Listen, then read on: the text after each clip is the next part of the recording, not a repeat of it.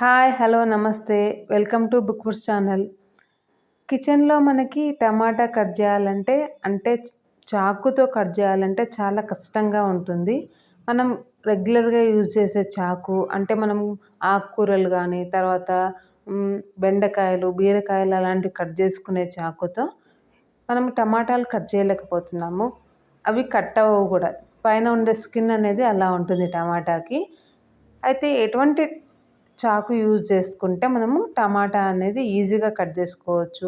చేతిలో పట్టుకునే అప్పటిదప్పుడే కట్ చేసేసుకోవచ్చు అనమాట.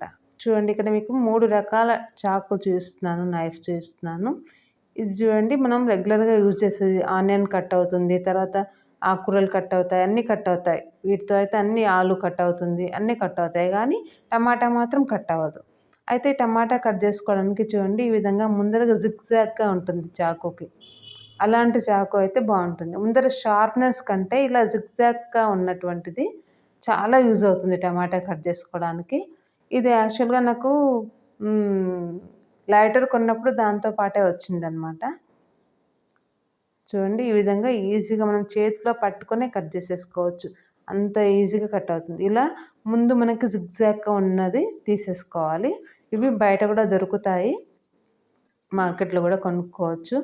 అంటే చాలామంది షార్ప్గా ఉంటేనే మనకి టమాటా అనేది కట్ అవుతుంది, చాకు షార్ప్గా లేదు కాబట్టి అలా అది కాదు రీజన్. అంటే దానికి ఆ స్కిన్ అనేది అలా ఉంటుంది. ఇప్పుడు మీకు వంకాయ కూడా నైఫ్తో అంత ఈజీగా కట్ అవ్వదు. ఈ చాకు అయితే వంకాయకు కూడా చాలా యూస్ఫుల్ అనమాట. అంటే బ్లాక్ కలర్ వంకాయలు ఉంటాయి కదా, అవి అనమాట. ఈ విధంగా ఈజీగా కట్ చేసేసుకోవచ్చు. చూడండి ఎంత ఈజీగా అవుతుందో ముక్కలు అనేది.